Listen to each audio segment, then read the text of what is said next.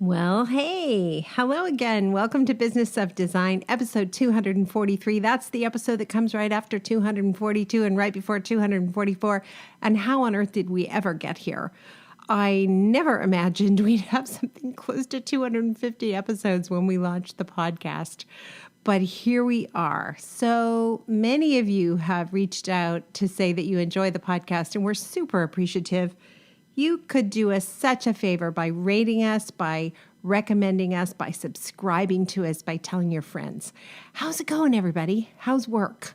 I have had an insanely busy crunch time over here. I don't even know if I told you guys this. I feel like you're like a singular one girlfriend, and I haven't talked to you in a while. So that's why maybe I repeat myself. But anyway, I had clients recently who we were approaching the start date on a big renovation, beginning of November. And they went out and bought a new house. So, oh my gosh, scramble, cancel what we can cancel, take the penalties where we have to take the penalties, and then figure out how to use most of what we've already purchased in the new space. So there was that. And then, I kid you not, a month later, the same thing happened again. Very similar, but this time we weren't quite as close to pulling the start gun, so it made it a little bit easier, but we had gone to the trouble of doing some of the initial preparation work, and they were going to add a small part to their house. And I even told them about the clients who bought a new house a month or two before we were scheduled to completely gut and renovate the place. And he laughed, and then he had to call me and tell me he did it too. So there's that. There's a bit of scrambling because of all that. And then the commercial project I've been talking about for a while, we are finally doing our presentation. The clients weren't in a big hurry, which was really nice for us. And it meant I could really just take my time and get everything organized and ready to go. But I'm doing that presentation this week, and I'm very, very excited about that. And then a couple of new projects, a couple of, what I would describe as my COVID projects. That moment early in the pandemic when I thought, oh gosh, this is it. I'll never work again. This is going to be the end of days. No one's ever going to call me again. And I took on a couple of projects that I would normally have taken on. And they've turned out to be quite lovely people. So anyway, it's I've got 7 or 8 kind of projects on the go, 4 big ones, and the rest various degrees of readiness. And that's a lot for me these days. I have had a much bigger office in the past. I've had 30 plus projects on the go, and that was fun. And there was a time for that. But now I'm more of the mindset, I want to really service the heck out of the clients that I have, and I also want to be able to jump on a plane whenever I want and travel. So 2020, 2021 had, other plans in that regard, but there's a little bit happening now, which is really fun. I'm glad you're here. If you listened to the episode last week, we talked about a random selection from the first book I ever wrote for Business of Design, Volume 1, Have the Professional Life You've Always Wanted. It's really the foundation and overview for how to set yourself up in terms of what you're going to charge, how you're going to manage the clients, how you're going to own and take responsibility for what you need to be responsible for to run projects like a boss, because that's really, really important. In this episode, we're going to turn to Volume 2, which you can barely lift. It's well over 300 pages. It is an insane amount of information. Most people can't believe I put it all into one book and really give it away for $100, which is so funny because when we launched the books, 12, 13, 14 years ago, they were $100 each, and they're still $100 each. So that is going to change.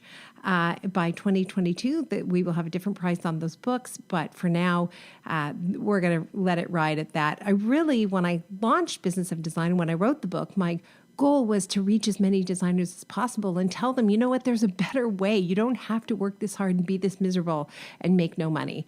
Let me help you. And so it really was a helping project. But today, I do see this as my vocation, what I was meant to do on this earth. And I love everything that I do. I love the client work and I love the TV work and all that kind of stuff. But this is really, I think, where I give the most and get the most satisfaction. So thanks for being here. So on this episode, as I started to say, I'm going to randomly select a section, a page from volume 2, which is titled Make Every Project Satisfying for Both You and Your Client. I'm going to randomly select a page, whatever that page is, and I'm going to talk about what's on that page. And the funny thing is, last week I thought, this is crazy. I'm not going to be able to fill a podcast. And sure enough, 20 minutes later, my mouth is still moving and Cheryl's saying, cut, that's enough. That's too much. Nobody wants to listen to that much of you, KS. Of course, she never says it like that. She's much more diplomatic and kind. But anyway, thank goodness for Cheryl. She really keeps me on course. And this seems like a really good time to get her in here and tell us what the heck is happening at Business of Design. We're really glad you're here.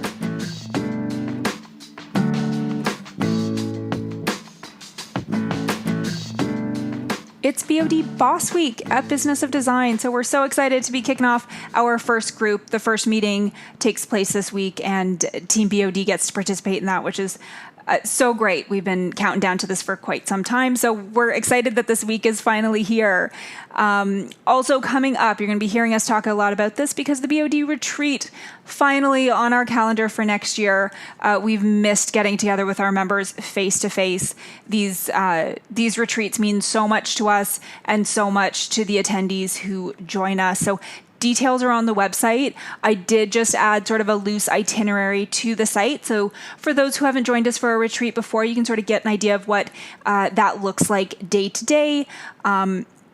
As well, if you are interested in sort of planning a little bit before you purchase that ticket, please reach out to me. I can let you know some information about recommended hotels, things like that.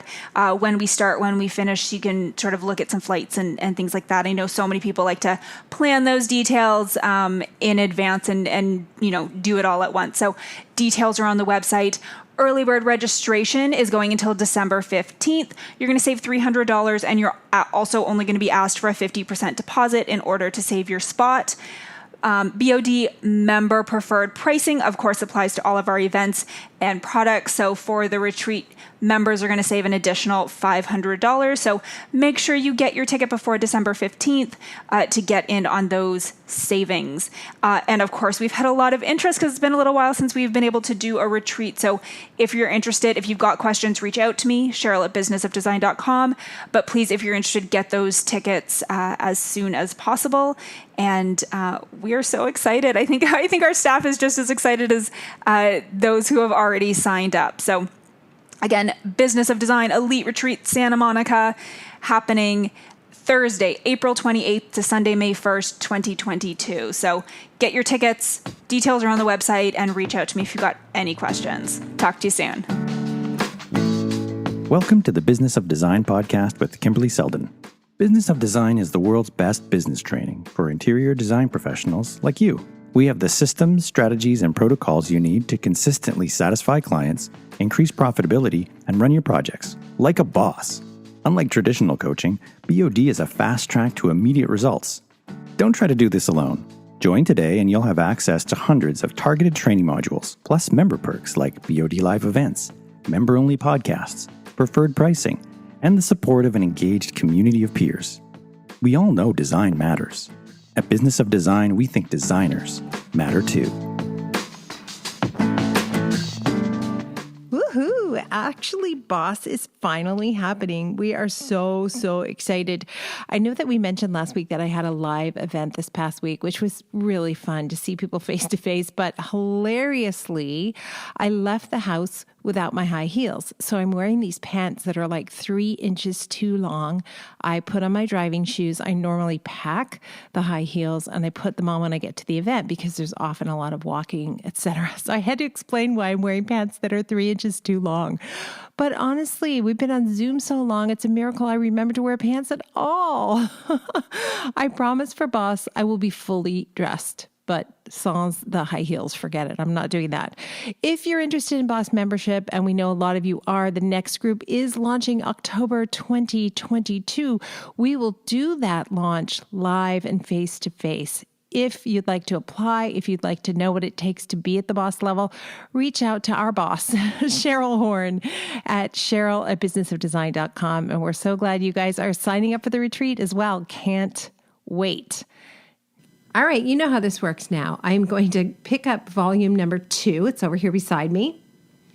And I'm going to move a couple of drawings and things that I have in front of me for clients, and I'm going to randomly pick a page.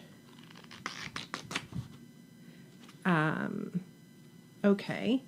This is not the beginning of a chapter. Last week was so easy. It was the beginning of a chapter, chapter 6, as I recall. This is in the middle of what chapter? This is in the middle of chapter, I don't know. It's going. I don't know. Chapter something. Oh, dear goodness. In the middle of section 3. Middle of section 3, which is what's in the contract.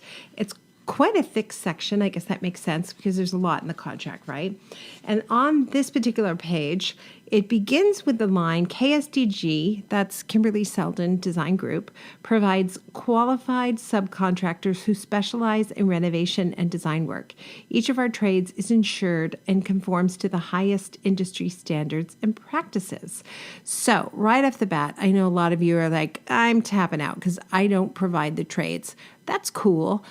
But I don't think it's entirely accurate because even if you have a painter you rely on or someone who makes window coverings, you do supply the trades. Now, we supply more than that. We'll do plumbers, tilers, structural engineers, architects, you name it. I'll supply all of them.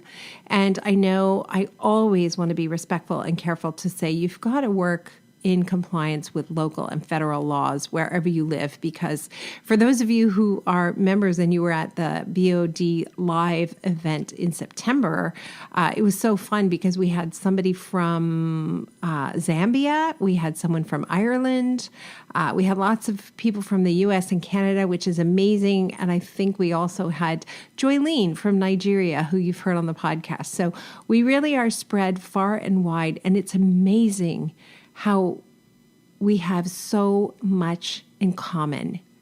Wow. It just blows my mind because years ago I thought I was the only one suffering, struggling, trying so hard to make clients happy and failing. So I am going to talk, it looks like on this page 141, about subcontractors. And it does say that our trades are insured. And I know I've mentioned this before, but we do check the insurance of all of our trades. We make sure that our trades have insurance before they step foot on the client's property. It's really important because in the event something goes wrong, and of course you never imagine anything's going to go wrong, and experience has shown me that when it does go wrong, it'll be in some new way One option I see is Experian headquarters on Anton Boulevard in Costa Mesa. Does that one sound good? Well, gee, thanks, Siri. I didn't ask a question. Sure thing. All right. I have no idea what I was talking about. Insurance. Yeah, you definitely want to. My Siri just woke up and started talking to me. Okay, I don't know why. You definitely want to make sure you verify with your own eyes that the people you have coming into your client's home are insured. That's for your benefit, because if something does go wrong, your insurance won't cover you, won't protect you if you've leaned on somebody who had no business being on the project in the first place, and your client's insurance would be null and void. And if you are risk averse and you are lawsuit averse, I would say that's something you want to make sure you're very, very intentional about. Page 141 goes on to say that we're happy to work with clients' trades. However, should a trade or subcontractor who was not hired by KSDG cause a delay to trades which are hired by KSDG, the client will be billed for lost wages and any other fees that are incurred. And I have leaned on that a couple of times. If the client insists on using her electrician, that's fine. But if the electrician is supposed to be done Wednesday at 2 o'clock and my painter's scheduled to come in on Thursday morning and can't do that because the electrician didn't finish, then I'm going to give my painter the day off. I'm going to pay him to go on and do something else. And my trades are very devoted to me for things like that. The fact that I'm aware of how important their time is, and when they give me their word and stick to the schedule, I have to give them my word too and take care of them. So I have relied on that a couple of times. It also goes on to talk about the fact that we will not guarantee the workmanship, timing, budget, or anything else of anyone who we didn't hire. So we're happy to consult. However, we are not going to be responsible for any of the results that come of being part of a team. And I know that most of you work that way. Most of you find yourself on projects where the client's already hired the builder, maybe the architect, the contractor, etc. And you do want to make sure you protect yourself. Now, will a line like that keep you from getting sued? No, absolutely not. And when a lawsuit happens, everybody will point the finger at everybody else, including you. It doesn't matter that you have that line, but if things proceeded to an uncomfortable place where you found yourself getting closer and closer to court, that line in your contract would help mitigate damages. Now, there would be so many other things that would be introduced to offset that. In other words, whoever says you're the person who's at fault, they're going to say that you told them to do X, Y, and Z. They may even pull up some emails where you did direct them with one task or another. So that's not going to protect you entirely, but it could help. Page 141 also goes on to talk about manufacturer, supplier, vendor error. We cannot possibly vouch for every single product that comes into the client's home, right? It's been ordered from a supplier or a manufacturer or a vendor, and then it's being manufactured who knows where. And then it's being bubble wrapped and put on a container and sent to who knows where before it's finally sent to your supplier, your manufacturer, your vendor. And how many times has it happened that something has arrived damaged? So many times, too many times to count. In fact, I have 2 steps devoted to deficiencies because I am absolutely positive that many, many things will arrive to us imperfect. And so that is our job, to let the client know. I guarantee you things will not be perfect. I guarantee you some of the product we ordered will be damaged. I guarantee you they will send the sink with the drain on the right instead of the left, despite the fact that all the paperwork and the order number clearly show the correct sink, right? I have to let the client know that even with our impeccable standards, even with all of our systems and boundaries and protocols, and even with the professional staff and the professional team I have, we will not be able to catch every mistake before it comes into their home. It's just not possible. I now know that lighting manufacturers, for instance, never open the boxes that arrive from overseas. So a product is made who knows where, it arrives at a warehouse in the middle of who knows where, and that box is not opened. It's shipped directly onto a manufacturer or supplier, and by the time it gets to you and your client, it's broken. How did it get broken? I have no idea. Could have been broken when they put it in the box. Could have been broken when it was first loaded onto a truck, or when it was loaded onto a ship, or when it was offloaded. It could have been broken anywhere. But I can tell you one thing for sure. I'm not responsible for it being broken. There's nothing I could have done to prevent it being broken. And so what I have to do is make sure clients know, make sure I'm managing their expectations that so many of the items we receive on a daily basis are damaged, broken, scratched, or the wrong thing. It happens every day, all day, and we do our very best to catch those things and correct them quickly, but we don't have a magic wand and we live in the same real world that they do. The page wraps up by saying that in most cases, the client is able to be blissfully unaware of the deficiency or the mistake because we have good relationships with our manufacturers and suppliers. And when a product arrives to our office, we will open it up and we will check it out. And if it's broken or damaged, we'll make that swap before it's needed at the client's house. When we can do that, which is not always, but sometimes. One little page out of 300 plus in a book filled with the systems, procedures, and protocols that would allow you to successfully run projects, make your clients happy, and make yourself happy as well. Make every project satisfying for both you and your client. It has to be a win-win. That's volume 2. We'd love to have you all purchase the books. And if you're thinking about it, most people do buy all 3. Frequently what happens is someone buys one and then they come back for the second and they come back for the third, and then the shipping fees really add up. So we've learned to say when we're doing live events, if you're thinking of buying books, buy all 3 together.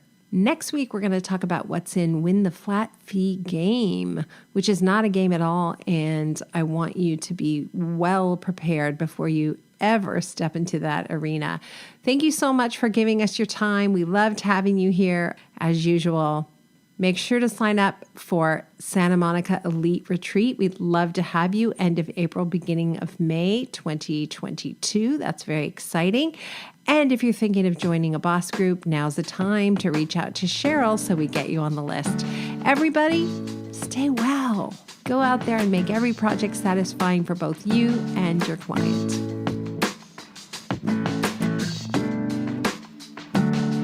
Thank you for being part of the Business of Design community and supporting BOD's mission to improve the industry one design business at a time. It's time for you to take the next step and join Business of Design. Like thousands of design professionals in 50 countries around the world, you'll find the systems, strategies, and protocols you need to dramatically improve your business and transform your life. What are you waiting for? Start today.